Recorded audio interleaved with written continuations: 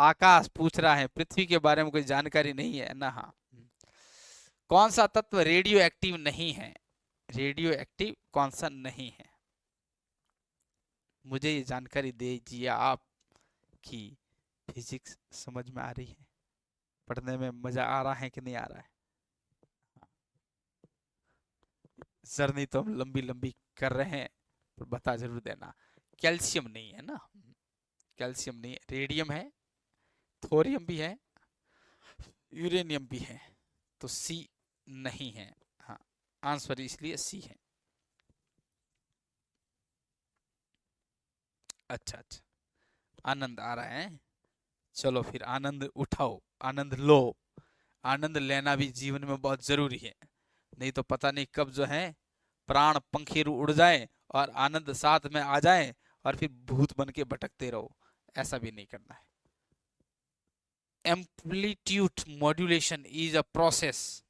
Amplitude modulation process में क्या होता है?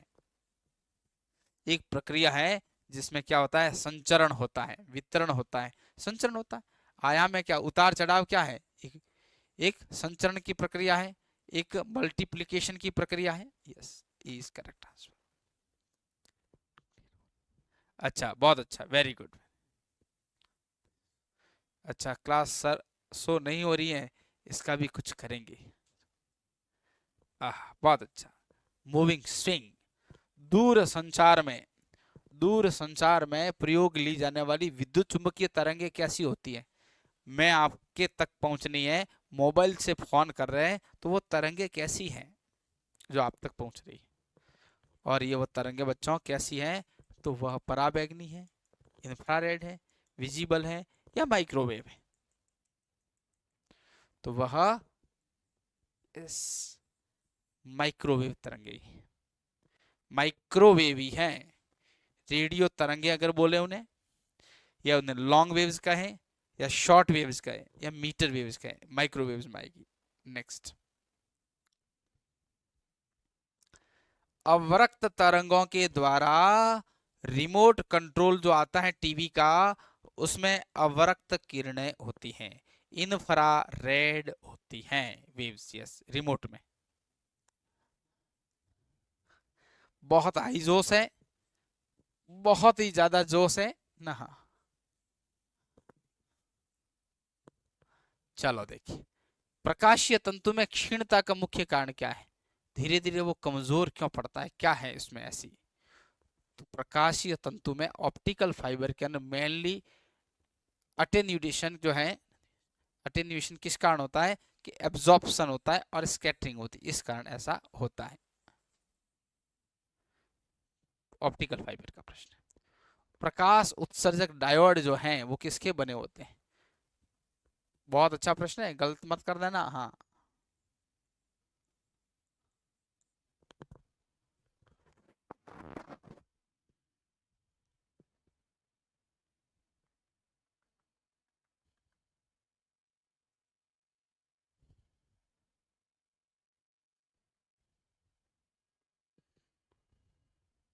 यस, जा सकती है, बिल्कुल जा सकती है। तो वह जर्मेनियम और सिलिकॉन के नहीं बने। प्रकाश लाइट इमिटिंग डायोड बच्चों याद रखना, ये गैलियम आर्सेनाइड के बने होते हैं, गैलियम आर्सेनाइड के बने होते हैं। यस।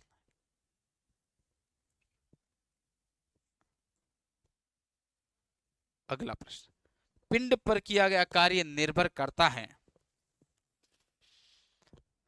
नॉट, निर्भर नहीं करता है, ऐसा लिखना था यहाँ, नहीं करता है।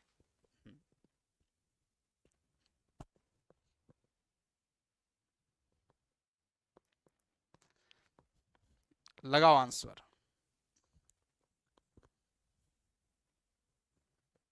फटाक से आंसर नहीं आया भैया।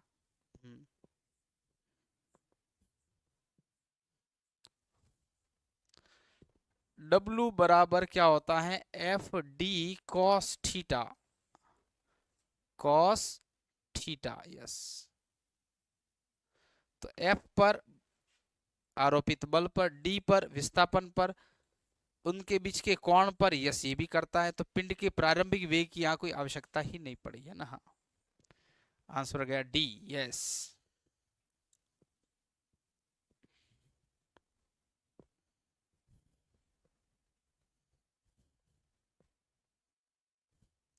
देखो भी अगला प्रश्न।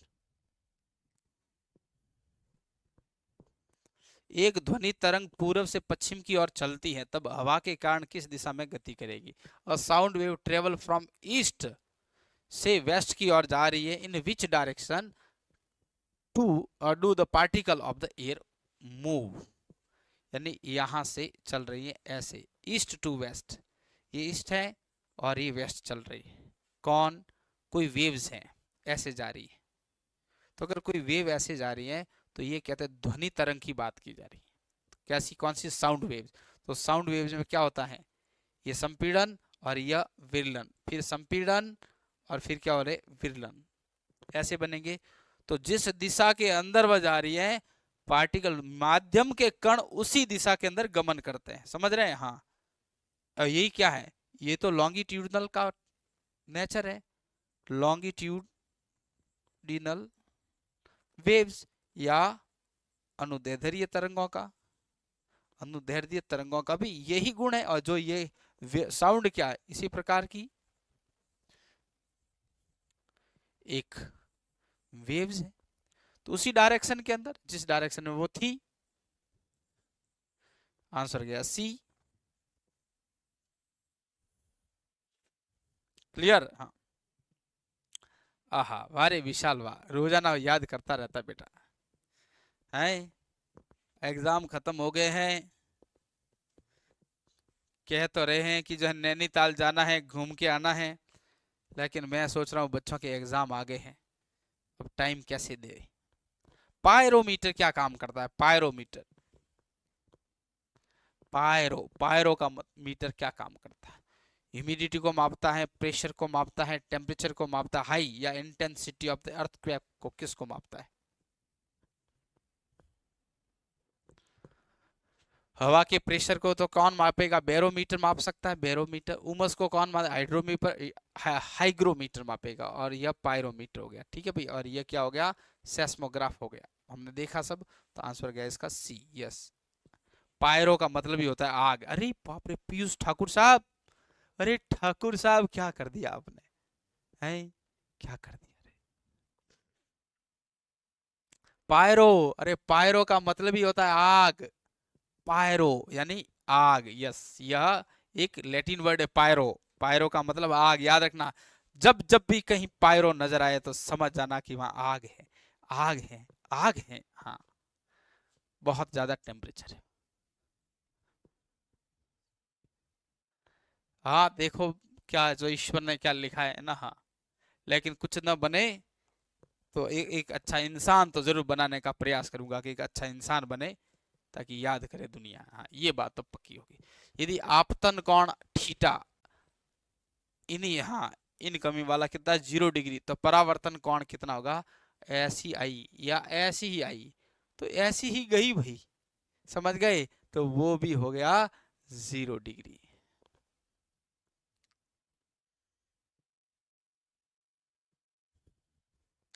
आंसर क्या बच्चों इसका? ए, यस। जैसे आई वैसे गई, समझ गए? हाँ, किरण, हाँ, प्रकाश की किरण। हाँ, पता नहीं क्या समझ जाओ तुम लोग।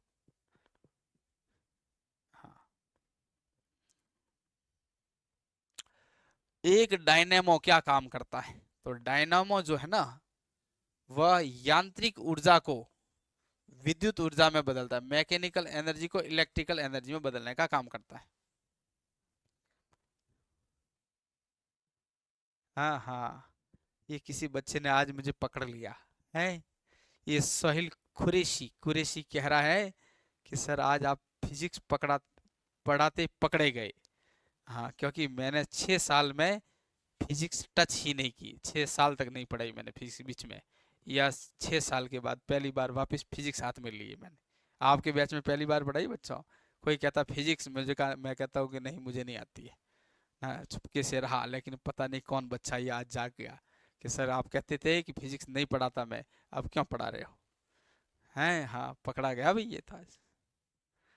मैं बच्चों आईएएस वालों को पढ़ाया करता था ना, हाँ, जीएस के तौर पर। हाँ हाँ भाई, वेरी नाइस, कुरैशी साहब को बहुत बहुत बधाई हो।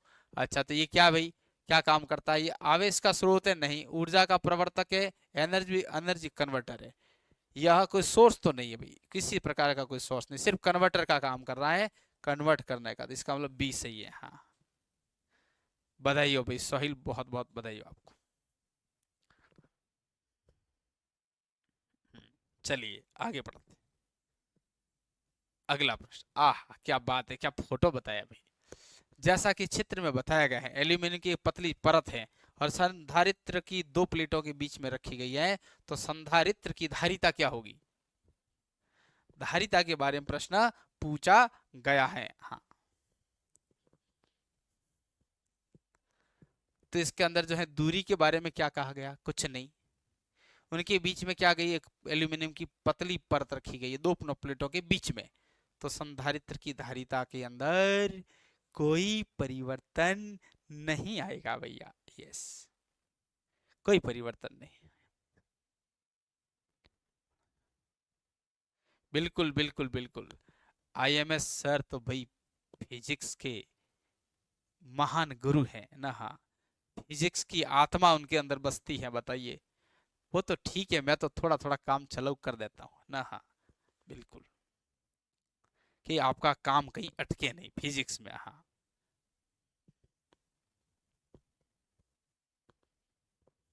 बिल्कुल बिल्कुल। सीडीएस में, एनडीए में और भाई एक्स ग्रुप वालों में ना, हाँ, फिजिक्स सर ही पढ़ाते, स्पेशल फिजिक्स के ही सर है भाई, है ना, हाँ। और जो है उनको टाइम नहीं मिला, इसलिए मैंने लिया आपका पार्ट ये। नेक्स्ट अगला प्रश्न देखो क्या कहता है। विद्युत द्विध्रुव असमान विद्युत क्षेत्र में रखा जाता है, तो ये आभास क्या करता है? तो an electric dipole is kept in non uniform electric field, it experiences, क्या क्या ये एक्सपीरियंस हमें देता है? तो यह देता है एक बल और बल आघूर्ण की तरह आभास कराता है। ठीक है, चलो फिर तो फटाफट फटाफट आंसर देते जाओ।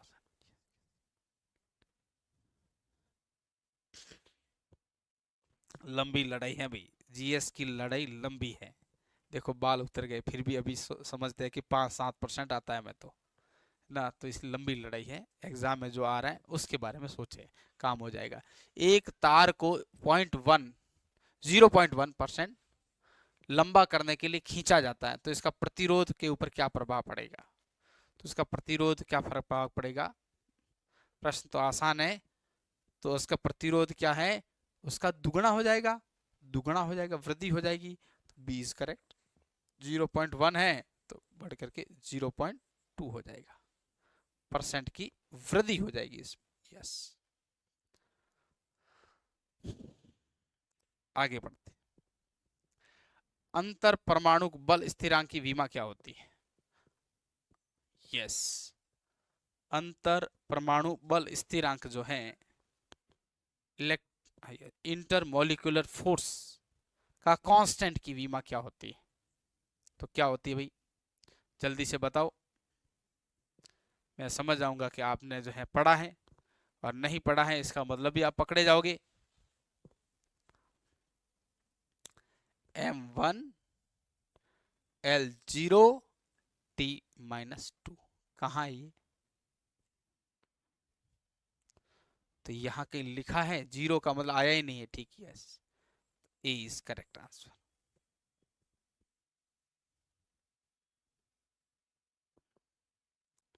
यस, आगे बढ़ते हैं। 10 डिग्री सेल्सियस पर 50 ग्राम पानी को और 100 डिग्री सेल्सियस पर 50 ग्राम भाप के साथ मिलाया जाता है, तो अंतिम ताप क्या होगा? यह है 10 डिग्री सेल्सियस टेम्परेचर, और ये 100 डिग्री सेल्सियस टेम्परेचर।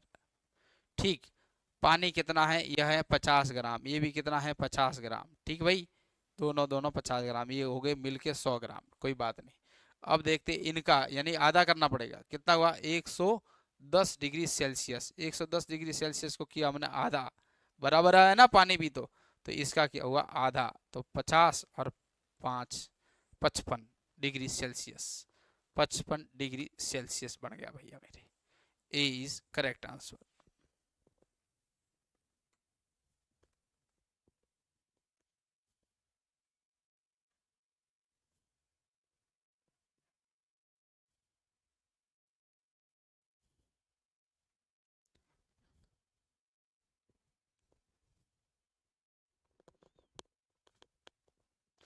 डाइवर्जन से कैसे बचें?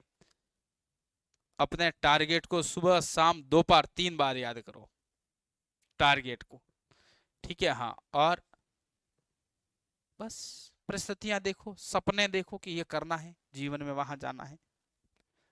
आहा, वारे वाह, वारे वाह। इलेक्ट्रॉन की स्थिति का वर्णन करने के लिए कौन सी क्वांटम संख्या का प्रयोग किया जाता है? अब कौन आया? नितिन रेसर। अरे तू रेस लगा लगा के हाफ जाएगा बेटा, है ना? खूब आए और खूब गए। हाँ, कहाँ आए हेलो कर रहा है अब यहाँ बैठा बैठा।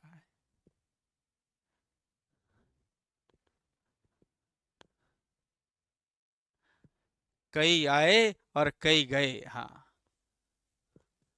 तो देखो, पहले प्रिंसिपल, फिर अजीमुथल, फिर मैग्नेटिक और फिर स्पिन, ये सारी काम में आएगी भाई। इसके बिना उसकी स्थिति और ऊर्जा का वर्णन नहीं किया जा सकता। तो डी इज करेक्ट आंसर,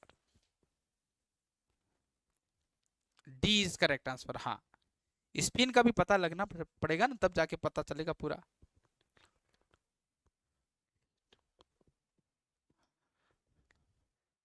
हाँ जी, दिल्ली लेते हैं तो ये तो कौन सी पहली बार बात कर रहे हैं। हाँ, सभी हैं, प्रिंसिपल है, अजीमुथल है, मैग्नेटिक स्पिन, सभी है। नेक्स्ट, अगला प्रश्न।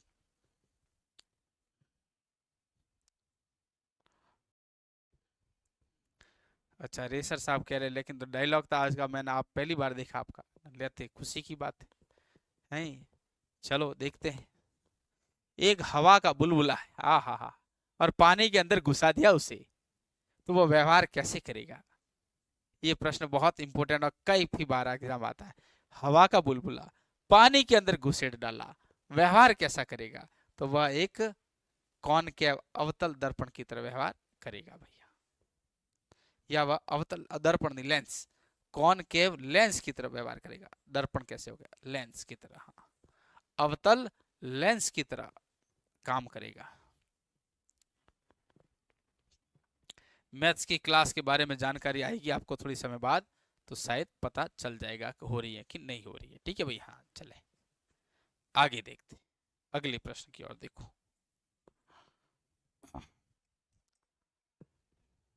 याद रखना, प्रश्न इंपॉर्टेंट है। हाँ,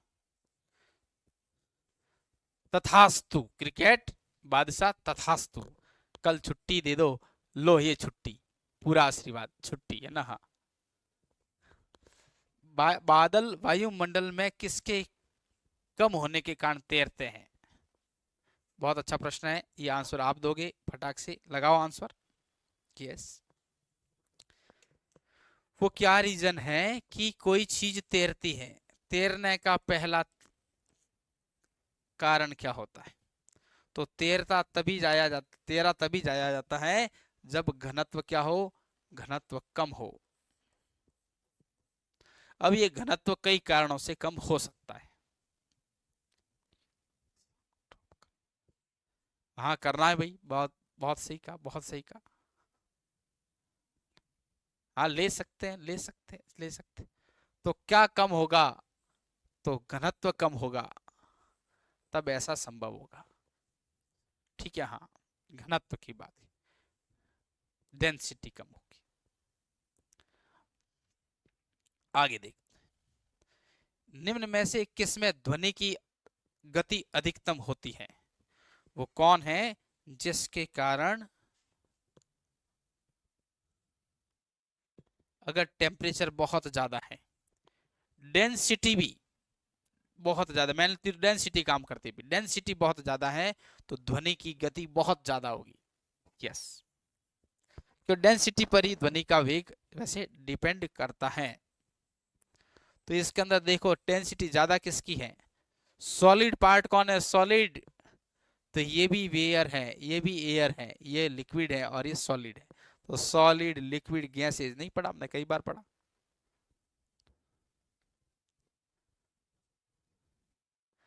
अच्छा, मारवाड़ी बुलवाना चाह रहा है। मारवाड़ी बच्चे बहुत सारी चीजों को समझ में नहीं आएगी, बहुत सारे बच्चों को बोल तो दूं मैं, है ना, किस चीज को समझ में आएगी बताओ।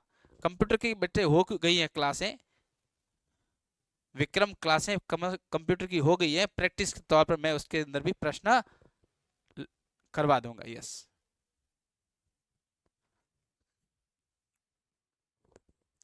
तो ये क्या होगी, लकड़ी। Yes, D is correct answer, लकड़ी में सबसे तेजी से चलेगी इनमें से, है ना। दुनिया है लगड़ौरी फोड़ी, बौदे घोड़ो और बतावे घोड़ी, गंगा जल की मटकी फोड़ी, हरिद्वार री माला तोड़ी, काक पीक और केवे जोड़ी, तीतर मार और मेता कोड़ी। सुन जाओ आप और याद रखना इसको, जीवन में काम आएगा, गुरु मंत्र है। यस,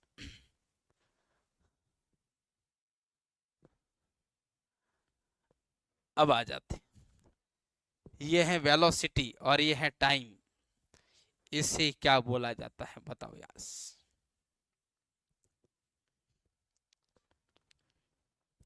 ना हाँ, कुछ बुझा के नहीं बुझा, समझ में आया कि नहीं आया, है ना। हाँ, चलो फिर, चलो, तो यह प्रश्न है, एक्सेलरेशन है भाई, सही बात है, बिल्कुल ये एक्सेलरेशन ही है, बिल्कुल यह त्वरण ही है। यानी वेग में परिवर्तन की दर, वेग में परिवर्तन की दर को एक्सेलरेशन त्वरण कहते हैं। अगर त्वरण जो है वह नेगेटिव हो जाए तो इसी को क्या बोलते हैं, मंदन, मंदन बोल देंगे, मंदन, रिटार्डेंट बोल देंगे, नेगेटिव हो गया तो।